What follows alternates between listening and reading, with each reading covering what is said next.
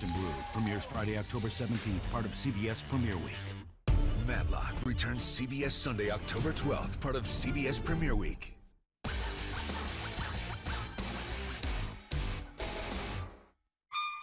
The Jennifer Hudson Show, tomorrow at 5 on WZMQ TV CBS, followed by 19 News at 6. Good evening, everyone. I'm John Truitt. Tonight on your WZMQ 19 News, a Marquette company is using AI to support local organizations. We'll take a look at how it works. And following that deadly shooting at a Catholic school in Minneapolis, we'll tell you how a business here in the UP is supporting the families who were impacted. Plus, the UP Steam and Gas Engine Show is officially underway in Escanaba. We'll take you there for a look at all the excitement. Your 19 News at 11 starts now. Live from the UP, this is WZMQ 19 News at 11.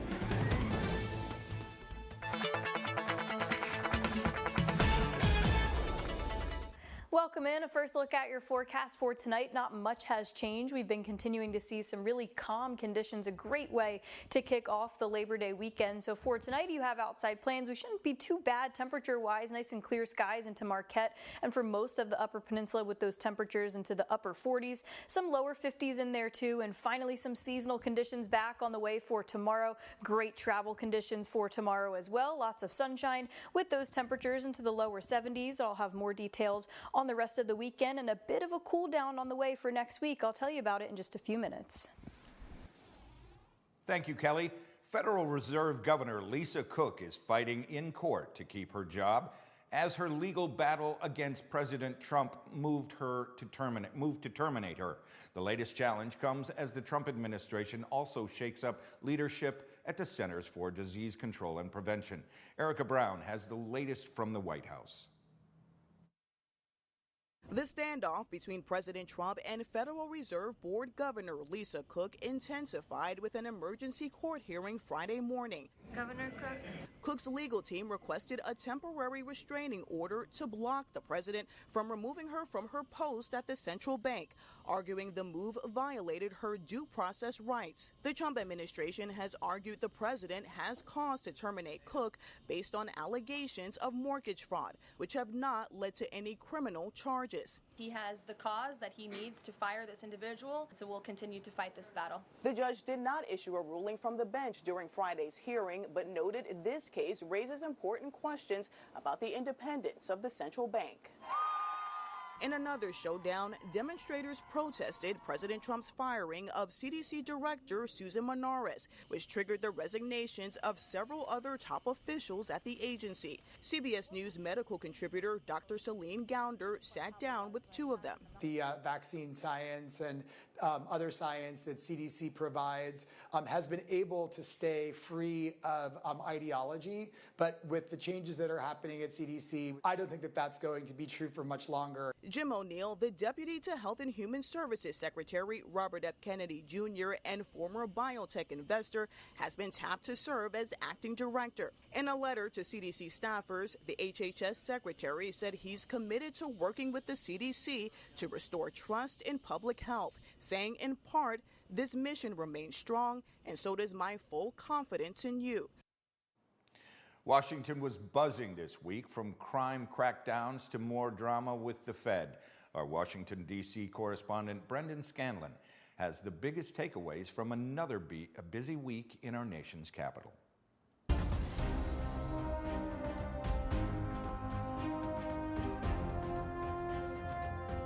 This week in Washington, the crime crackdown continues.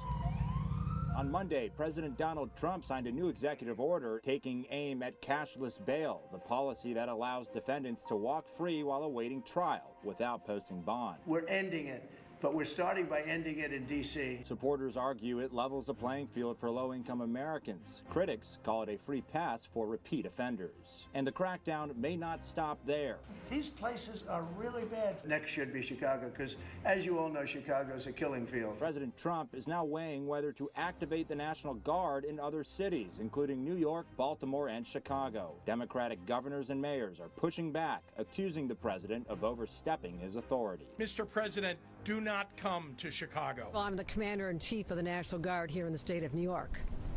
I use that authority when I need to. Meanwhile, in the nation's capital, it's been more than 2 weeks since the Trump administration took control of the D.C. Police Department. New numbers show violent crime is down 45% compared to the same time last year. And we greatly appreciate the surge of officers that enhance what MPD has been able to do in this city. But images of masked immigration enforcement agents and soldiers patrolling the streets continue to stir controversy. And that wasn't the only flashpoint this week. President Trump is trying to remove Federal Reserve Governor Lisa Cook, alleging she committed mortgage fraud. Cook is refusing to resign.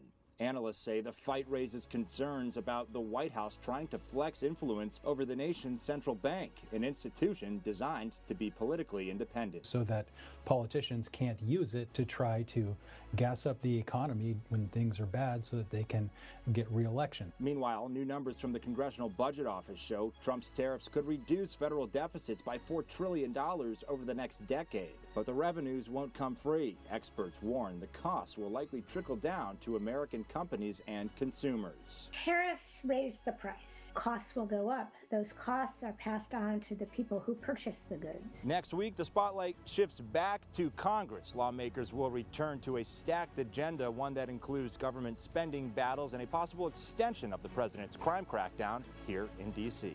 That's a look at this week in Washington. I'm Brendan Scanlon. Back to you. We're hearing from the families of the 2 children who were killed in this week's shooting at a Minneapolis Catholic school. 15 other students and 3 adults were injured. CBS's Jonah Kaplan is in Minneapolis with the latest.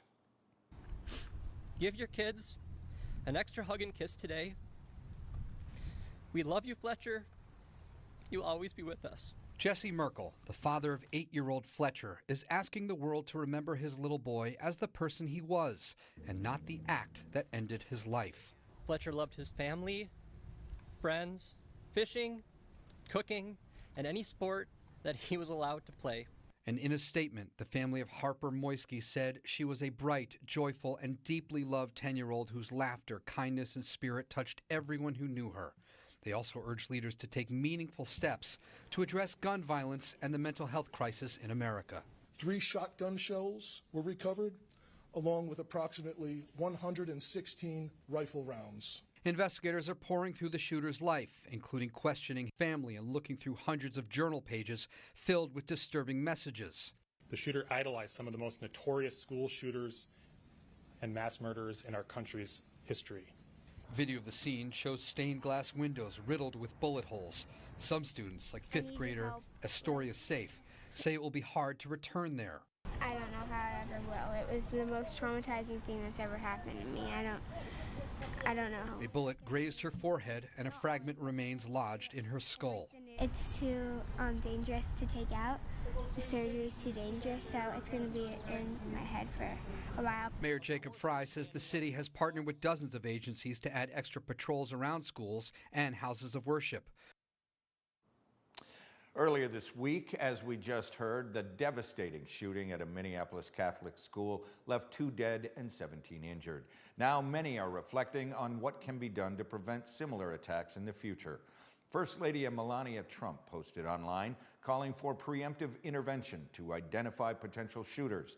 The city's mayor is among those calling for stricter gun laws, while others are reigniting discussions of boosting security at schools and houses of worship, a method also referred to as hardening. Hardening is intended to deter bad actors from trying to engage in violence in the first place by sending a message that this site is so secure you're not going to succeed even if you try to inflict damage. The second goal is to mitigate the impacts of violence if it does erupt. Hardening can include a variety of measures, from putting up more walls and installing video cameras to posting armed officers. In times of tragedy, it can be easy to feel powerless, but in the wake of the Minneapolis shooting, one UP entrepreneur is making a difference from afar. This week, UP Fresh Eggs is donating $2 from every dozen eggs sold to the victims' families. The stand, run by 16-year-old Carter McDonough, and even though he's states away, he knew he needed to do something to help. He says the shooting touched the hearts of his entire family.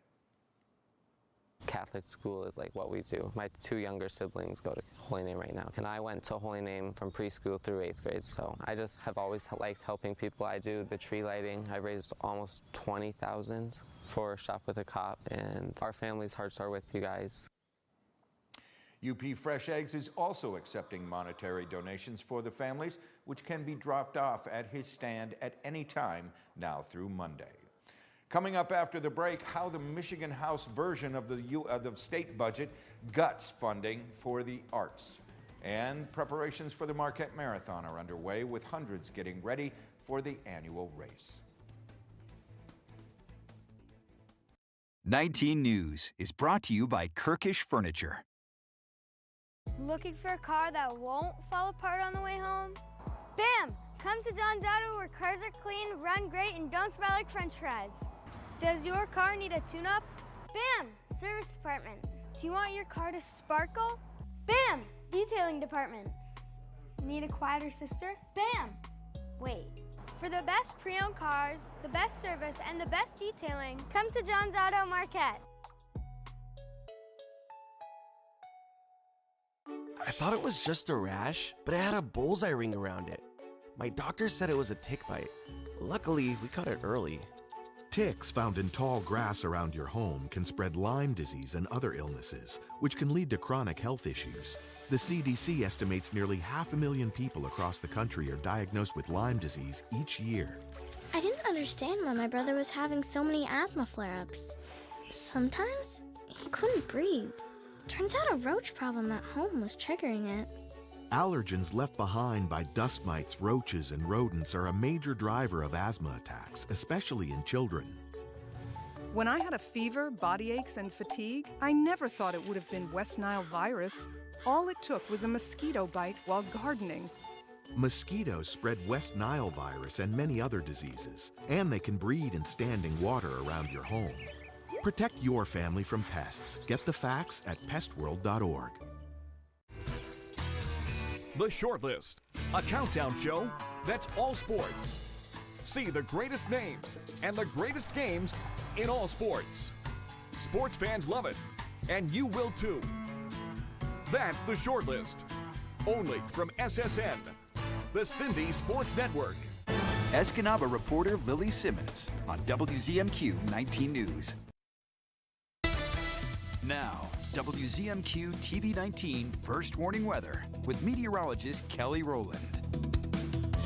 Welcome back. Before we get into your Labor Day weekend, we've been following the track of Hurricane Katrina. It happened exactly 20 years ago, and today was the day that it made landfall onto Louisiana. 2 rounds actually of the landfall, both of which were still a Category 3. The first round was on Louisiana. The second round was the Louisiana-Mississippi border. Winds were 120 to 125 miles per hour, and even when it was a Category 5, because of how big this hurricane was, the outer bands was already making its way to the coast, bringing lots of rainfall there too. So much so that there was up to 28 feet of storm surge, thousands of lives lost, of course, and also thousands displaced. 90% of the structures within that area were destroyed, and $201 billion in damages.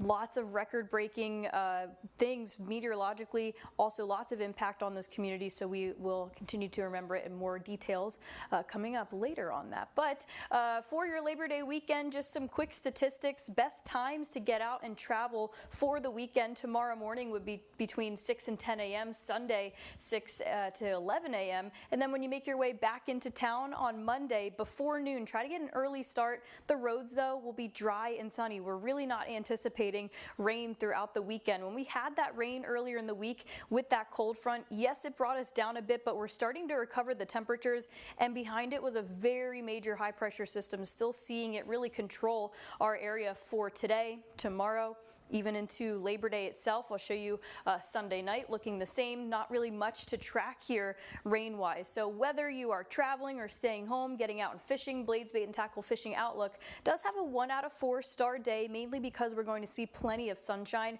But regardless, the best times to get out are between 5 and 7 a.m. and then again between 5 and 7 p.m. Those winds will be calm from the southwest, starting to bring some more moisture back into the area, some warmer temperatures. So across the entire Upper Peninsula, very consistent Labor Day forecast, and we're happy to deliver that for you. Lots of sunshine, and by the time we get to Monday, Labor Day itself, lots of us will even be pushing 80 degrees. So some above average temperatures for the weekend. You're welcome for that.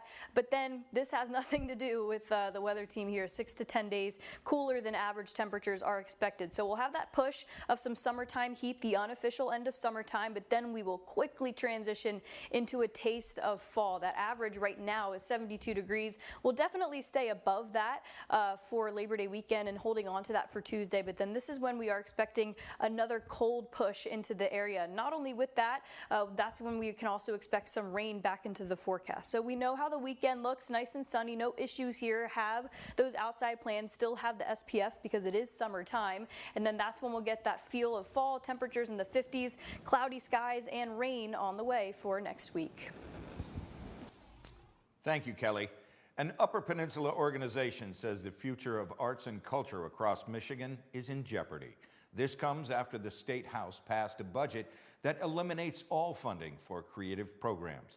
The proposal slashes more than $5 billion compared to the Senate's version and completely zeroes out Michigan Arts and Culture Council grants. The UP Arts and Culture Alliance warns that cuts could devastate the Upper Peninsula's creative sector, threaten jobs, tourism, and community programs. It would negatively impact the budgets for pretty much every nonprofit that does arts and culture work. So we're talking about schools, we're talking about museums, local theaters, libraries, any nonprofit. The House, Senate, and the governor must finalize a budget before October 1st to avoid a government shutdown. A historic landmark bed and breakfast in the Copper Country has just been named the best historical B&B in the nation. We toured Laurium Manor and have the details now. Built in 1908 by Thomas Hoetzen, a mining magnate in the area, the Laurium Manor sits proudly atop a list of some worthy competition for the best historical bed and breakfast by Newsweek magazine in their annual nationwide readers poll. The thing that is so amazing about this contest is that it's by the guests, by our community, by the people that vote. And to be number one, and we're a small rural area, that is just amazing that there was just that much love. 36 years ago, Dave and Julie Springer purchased the rundown mansion intending to bring it back to its Gilded Age glory. There was so much wrong with it. It was unlivable when we bought it. It had been vacant for 10 years. We've brought it back to the way it was originally, and that has been our goal all along. The colossal mansion boasts 10 guest suites and 13 bathrooms in its 13,000 square feet. 4 floors of opulence from a bygone era. We try to be very, very close to the history. We want to keep the historical fabric of this house because, you know, it's true. You want to be true to the house and the era. The dining room is clad in white elephant skin wall coverings, extremely rare in any era. And room number 1, where Teddy Roosevelt stayed while on the campaign trail. In fact, the bed that he would have slept in that night, we bought from the descendant of the Hoetzens. So we still have it up in room number 1. Congratulations to Julie and Dave Springer, and to Laurium's Grande Dame, the magnificent Laurium Manor. Decades since Hurricane Katrina devastated the Gulf Coast. Meteorologist Kelly Rowland walks us through the events of the natural disaster and the extent of the damage it caused. Katrina formed in the Bahamas and rapidly intensified over the Gulf waters, striking the Gulf Coast on August 29th as a Category 3 hurricane. The storm surge overwhelmed levees and flooded nearly 80% of New Orleans, leaving thousands stranded.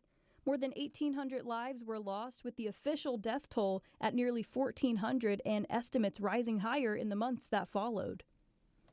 Damage was catastrophic. About $201 billion in losses, making Katrina the costliest hurricane in U.S. history. Mississippi, Louisiana, and parts of Alabama were also devastated, with entire communities washed away and hundreds of thousands displaced. Hurricane Katrina remains a defining moment in U.S. disaster history. Its impact still felt nearly 2 decades later. Coming up, we'll take a tour of the Capitol Rotunda and learn some of its secrets after the break. Summer's almost over. But there's lots of end-of-summer fun at Toyota's National Sales Event. Go long! Yes! Time right! Manny drops back and he flips one right down the middle. Well done. No, this one's burning. Get 4.75 APR financing on a rugged new 25 Tacoma. Or lease this well-equipped Tacoma for just $289 a month. And get 2 years no-cost maintenance. Come in today. Great job, rookie. Toyota, let's go places. Closed captioning sponsored by Range Bank of Upper Michigan. 1 out of 8 women in the United States will be diagnosed with breast cancer in her lifetime. And the chances are you know at least one person who's been personally affected. But right now, you can help. It's simple. Donate your unwanted vehicle, RV, or trailer to the United Breast Cancer Foundation. It's the easiest way to contribute to one of the nation's leading charitable organizations. The process is fast, easy, and free. Not only will you be helping, but you'll also receive a tax deduction. The United Breast Cancer Foundation offers an array of programs and services that help and support families and individuals dealing with breast cancer. But we can't do it alone. We need your help. Simply give us a call to get started, and we'll schedule a pickup date that is convenient for you. If you have any questions you would like answered before initiating the donation process, please feel free to call us toll-free at 800-715-0187. That's 800-715-0187. Show your support today. Pure Outdoor is the first program dedicated to increasingly popular outdoor and eco sports. Individual and adventurous. Journey to the world's most exotic, breathtaking locations. Pure Outdoor. Sophia Murphy reports at 6 and 11 on WZMQ 19 News. You're watching WZMQ 19 News, live and local, with John Truitt. This Labor Day weekend marks the 50th anniversary of the UP Steam and Gas Engine Show at the UP State Fairgrounds in Escanaba. Our Andrew Hands was there on day one to get a closer look at what this year has to offer. One of the Upper Peninsula's largest Labor Day weekend traditions kicked off this morning.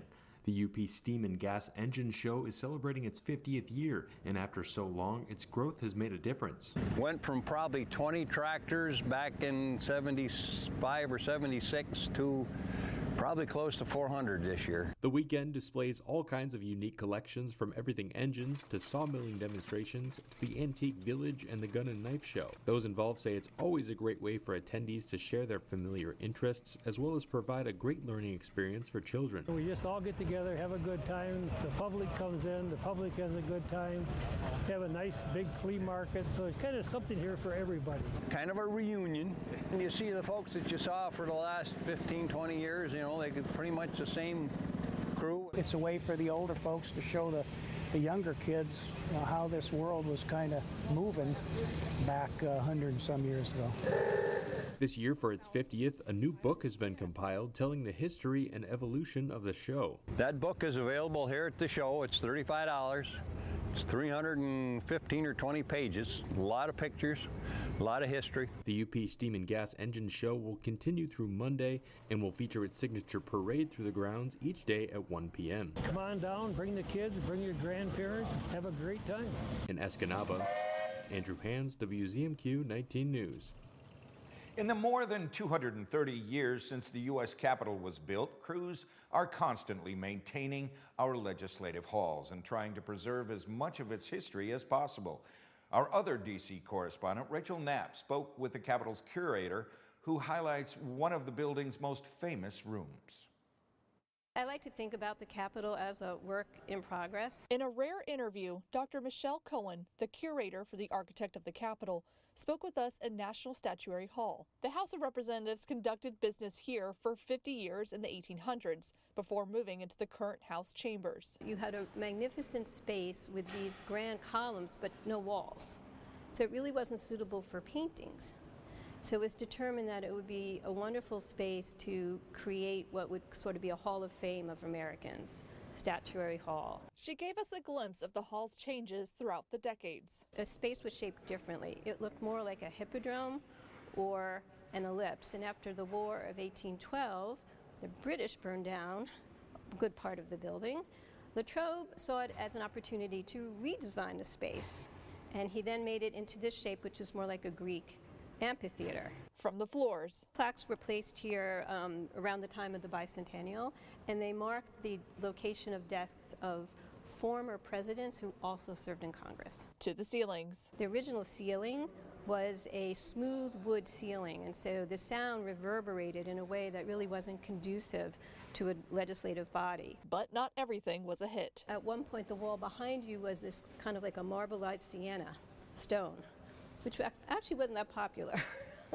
So that lasted maybe 7 years. Some things in this space haven't changed. Favorite piece in this space, and actually in the Capitol, is the car of history. It was very much it was supposed to sort of convey this idea, be mindful of what you say and do here. Nowadays, it's a place where art, architecture, and politics intersect. And all of that is expressed in this building. In Washington, Rachel Knapp, WZMQ 19 News. It's time to grab your running shoes and lace them up for the Marquette Marathon.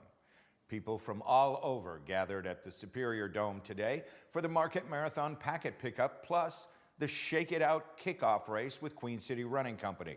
The Marquette Marathon starts tomorrow with the full marathon and relay at 7:30 a.m. and the half marathon and 5K at 9. Tonight is the Race Expo at the Superior Dome, where runners can pick up their packets and shop for gear. There's also a 1-mile run at 6 p.m. for the kids.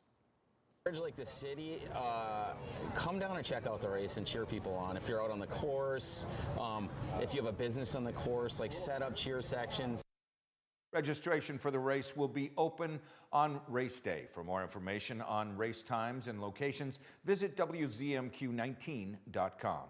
A Marquette-based startup has received national recognition for its use of cutting-edge technology to help local governments get the funding they need. WZMQ's Samuel McKnight gives us a look at the company and why they're being recognized.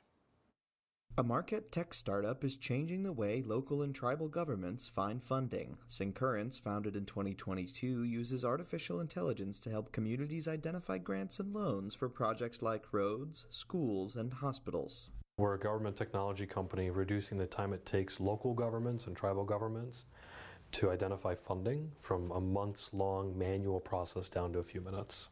The platform is already in use in about 160 governments nationwide, including 75 tribes, but the UP has been their main area of growth so far. Our biggest footprint right now is in Michigan. We have a lot of UP early adopters. We have the City of Marquette, which is awesome. We have the City of Escanaba, big fans of the City of Escanaba, and they're big fans of us, which we appreciate. The AI 50 Awards are a new national program honoring companies and leaders using artificial intelligence to improve public service. Syncurrent was one of only a handful of startups to make the list, and one of the only winners based in a rural community like Marquette. We're the smallest organization on the list. We're the most rural organization on the list, and we're only one of 3 startups. So for us, being on that list as an underdog in Marquette, it's incredible. We're deeply grateful. The company says the honor validates its work, but also puts a spotlight on the UP as a place where tech innovation can thrive. Now we're drawing attention to this small community, and we're showing you don't need to be in the valley or in a major metropolitan to build a cool tech startup. You can build it in a place where people like living, they like working. There's a great sort of harmony here in terms of what you can do outside of work, and we support all that, and it's cool to see. St. Current plans to continue expanding nationwide while keeping its roots and headquarters in the UP. Samuel McKnight, WZMQ 19 News, Marquette. Stay with us for a final look at weather after the break. Shop hundreds of lazy boys at Kirkish Furniture in Houghton. Kick back in comfort in an industry-leading recliner. Choose from all fabrics, colors, and sizes with prices starting as low as $4.99 plus free delivery. Shop Kirkish Furniture in Houghton today.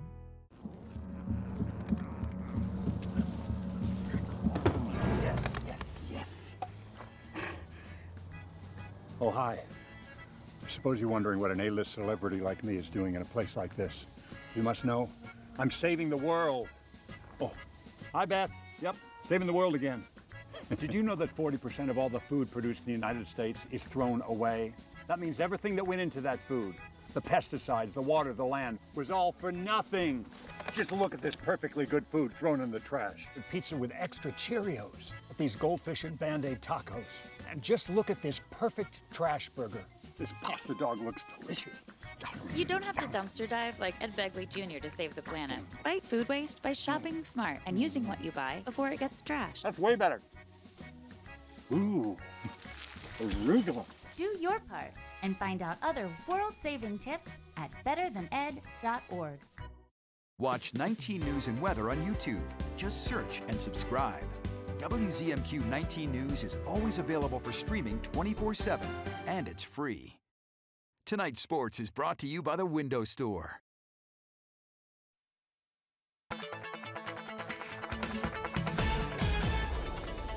And a final look at your forecast if you're getting out traveling tomorrow morning or anytime throughout the weekend. Things are looking great. The great thing about this weekend is we're going to be very consistent across the Upper Peninsula, even starting with tonight, temperatures into the mid to upper 40s. Mostly clear skies, have a few clouds mixing in there, but not seeing any rain here. We might have some patchy fog into Iron Mountain, but a lot of this should burn off with lots of sunshine on the way for tomorrow. Temperatures into the lower 70s for Marquette, but some areas will see some mid to upper 70s, and especially as we head through the weekend itself. I'll show you this again just to show you that we're rain-free for Marquette, Escanaba, Houghton, Newberry, everywhere in between, and we'll also gradually increase these temperatures. Really will feel like summertime for this unofficial end of summer for Labor Day weekend. Labor Day itself, of course, we know that sunshine continues. We start to increase that cloud cover, though. Things really start to shift as we get into the midweek of next week. The cloud cover, the rain, and those temperatures down to the 50s.